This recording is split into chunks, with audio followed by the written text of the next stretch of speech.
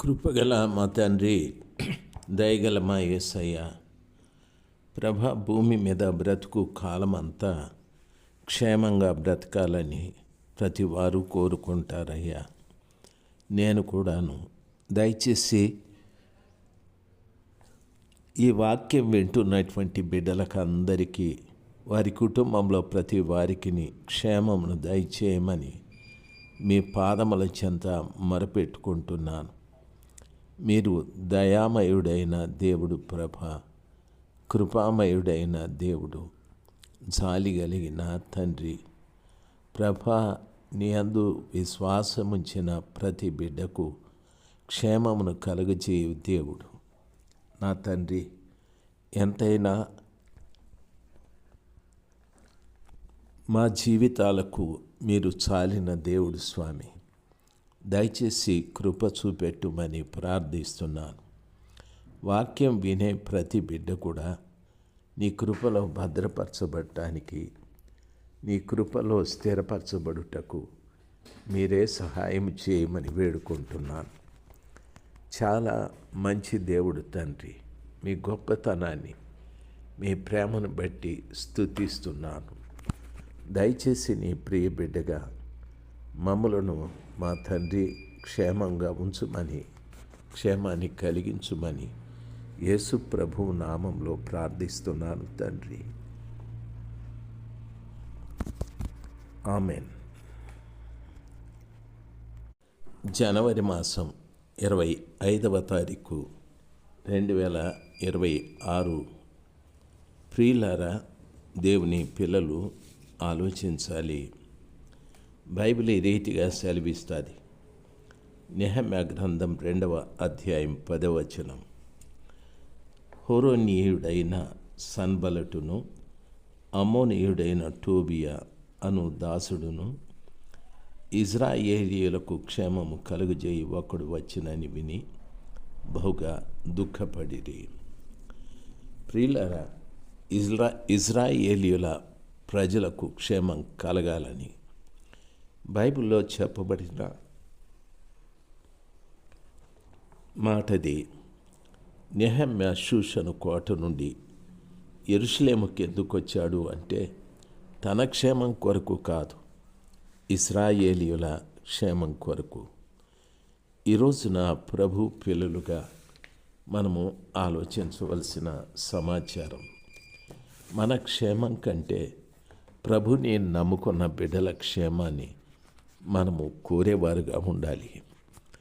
ఆ బిడ్డల క్షేమం కోరాలి అంటే వారి జీవితాలలో ఏది పోగొట్టుకున్నారో, ఏది పాడు చేసుకున్నారో వాటిని తిరిగి సంపాదించాలి. ఆ రీతిగా వారిని ప్రోత్సహించాలి. ఇజ్రాయేలు ప్రజలకు క్షేమం కలిగించడానికి వచ్చినటువంటి నెహెమ్యా ఆ పాడైపోయిన పట్టణాన్ని, చెత్తగా మారిన పట్టణాన్ని, చెదిరిపోయిన ప్రజల్ని, బానిసలుగా ఉన్న ప్రజలను కూడగట్టాలని, ఆ పట్టణాన్ని తిరిగి కట్టాలని ఓ గొప్ప భారంతో రాజుగారి అనుమతితో ఆయన బయలుదేరి వచ్చాడు. ఇక్కడ ఇద్దరు మనుషులు, సన్బలటు, టోబియో అనేటటువంటి వారు చాలా దుఃఖపడిపోతూ ఉన్నారు. మనము క్షేమంగా ఉండడం దేవునికి ఇష్టం, అయితే సాతానుడికి ఇష్టం లేదు. మనం క్షేమంగా ఉండడం ప్రభుని నమ్ముకున్నటువంటి బిడ్డలకి ఇష్టం, నమ్మని వారికి ఇష్టం లేదు. ఈరోజు క్రైస్తవులు క్షేమంగా ఉండకూడదని ప్రభుత్వంలో ఈ దేశంలో చాలామంది క్రైస్తవుల మీద తిరుగుబాటు చేస్తూ ఉన్నారు. మనము క్షేమంగా బ్రతకకూడదని ప్రభు పిల్లలు మనం ఈ విషయాన్ని గమనించాలి. సర్వశక్తిమంతుడైన దేవుని యొక్క మహాకృప, మహాకనికరం మనందరి మీద నిలిచి ఉండాలి. అద్భుతకరుడైన దేవుని యొక్క ఆ దయ దాక్షిణ్యములు మన మీద కలిగి ఉండాలి. క్రైస్తవుడు అనబడే ప్రతి వ్యక్తి కూడా ఇతరులకు క్షేమం కలిగించేవాడుగా ఉండాలి, కానీ ఇతరుల క్షేమాన్ని పాడు చేసే వ్యక్తిగా మనం ఉండకూడదు.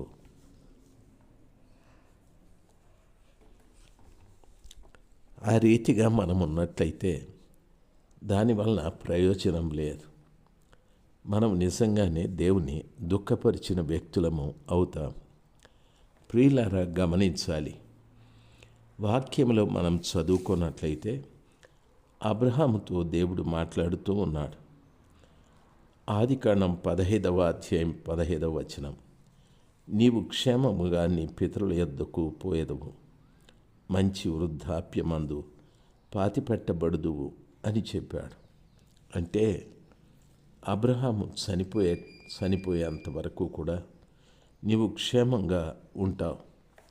నీ పితరుల యొద్దకు వెళ్ళేటప్పుడు క్షేమంగానే వెళ్తావు అని చెప్పాడు. దేవుని బిడ్డలు గమనించవలసిన విషయం, ప్రియులారా, వాక్యంలో చెప్పబడిన రీతిగా నిన్ను నన్ను కూడా దేవుడు మనం మరణం వరకు క్షేమంగా ఉంచాలనే ఆలోచన. చూడండి, అబ్రహాముకు ఆ క్షేమం కలగటానికి గల కారణం వాక్యంలో 6వ వచనం నుండి చదువుకుంటే, అబ్రహాము దేవుడు నమ్మిన గనక అది ఆయనకు నీతిగా ఎంచబడినని వాక్యము సెలవిస్తుంది. మరియు ఆయన నీవు ఈ దేశమును స్వతంత్రించుకొనున్నట్లు దాన్ని నీకిచ్చుటకు కల్దీయుల ఊరను పట్టణంలో నుండి నిన్ను యువతలకు తీసుకొని వచ్చిన యెహోవాను నేనే అని చెప్పాడు.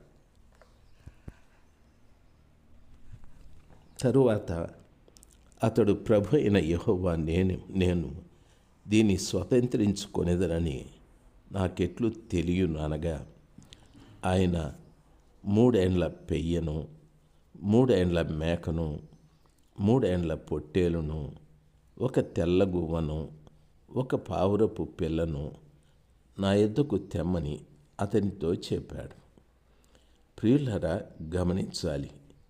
వీటినన్నింటినీ ఆయన తీసుకొని వచ్చిన తరువాత వాటిని నడుమకు ఖండించి దేని ఖండమును దాని ఖండమునకు ఎదురుగా ముంచాను. పక్షులను అతడు ఖండింపలేదు. గద్దలు కళేబరముల మీద వాలినప్పుడు అబ్రహాము వాటిని తోలివేశాను. ప్రొద్దుగుంకపోయినప్పుడు అబ్రహామునకు గాఢ నిద్ర పట్టాది. భయంకరమైన కటిక చీకటి అతన్ని కమ్మాది. ఆయన నీ సంతతి వారు తమది కాని పరదేశమందు నివసించి ఆ దేశపు వారికి దాసులుగా ఉంటారు. వారు 400 ఏండ్లు వీరిని శ్రమ పెడతారు. వీరు ఎవరికి దాసులుగా అవుదురో ఆ జనమునకు నేనే తీర్పు తీరుస్తాను. తరువాత వారు మిక్కిలి ఆస్తితో బయటికి వచ్చెదరు అని చెప్పాడు. ఆ రీతిగా చెప్తూ నీవు క్షేమంగా నీ పితరుల యొద్దకు పోతావు, మంచి వృద్ధాప్యమందు పాతిపెట్టబడతావు అని చెప్పాడు. ప్రభులు వారు ఆయన పిలుపు దగ్గర నుండి మాట్లాడుతూ నీవు నీ పితరుల యొద్దకు క్షేమంగా వెళతావు, మంచి వృద్ధాప్యమందు చనిపోతావని చెప్పాడు. ప్రియులారా, మన పిలుపు ప్రభుల వారు అంతేకాకుండా అబ్రహాముతో చెప్పినవన్నీ తాను చేస్తూ వచ్చాడు. దేవుని సన్నిధానంలో ఒక పెయ్యని, ఆ తరువాత చూడండి 3 సంవత్సరాల పెయ్యను, 3 ఏండ్ల మేకను, 3 ఏండ్ల పొట్టేలును, ఒక తెల్లగోవను, తెల్ల పావురమును అని చెప్పాడు. 3 ఏండ్ల పెయ్య అంటే పాలిచ్చేటటువంటి ఆడ దూడ, పెయ్య దూడ అంటే అది ఇంకా పాలివ్వదు. 3 ఏండ్ల మేక, 3 ఏండ్ల పొట్టేలు, ఈ 3 కూడా భిన్నంగా ఉన్నాయి. ఒకటి పెయ్య అని చెప్పారు. ఆడ పశువు, ఆవు అని అర్థం. కోడెదూడను బలి ఇస్తారు, కానీ ఇక్కడ పశువుని బలి ఇమ్మని ప్రభులు వారు చెప్పారు. ప్రియులారా, ఆవు పెయ్య అంటే ఒక బిడ్డకు జన్మనిచ్చేటటువంటి తల్లి. దయచేసి గమనించాలి, దాన్ని బలి ఇవ్వాలి అంటే ప్రభువుల వారు చెప్పిన మాట, రాబోయేటటువంటి తరములో నీ సంతతి వారు చాలా కష్టపడవలసి వస్తుంది. నీ సంతతి వారు ఇబ్బంది పడవలసి వస్తుంది. వారు చెరకొని తీసుకుపోతారు. 400 సంవత్సరాలు బానిసత్వంలో ఉంటారు. ఆ రీతిగా ఇజ్రాయేలు ప్రజలు శ్రమపడే ఆ శ్రమను గూర్చి ప్రభుల వారు పేయను గూర్చి ఉదహరించారు. మేక అన్నారు. మేక శాపగ్రస్తమైన జంతువు. రెండవది, అలాగే చెరకొని తీసుకుపోయిన తరువాత వారి పాపాన్ని ఖండించుకుంటే, వారి పాపాన్ని వదిలిపెట్టినట్లయితే నేనేం చేస్తానో తెలుసా? పొట్టేలును కూడా బలివ్వాలి అని చెప్పాడు. పొట్టేలు అనేటటువంటిది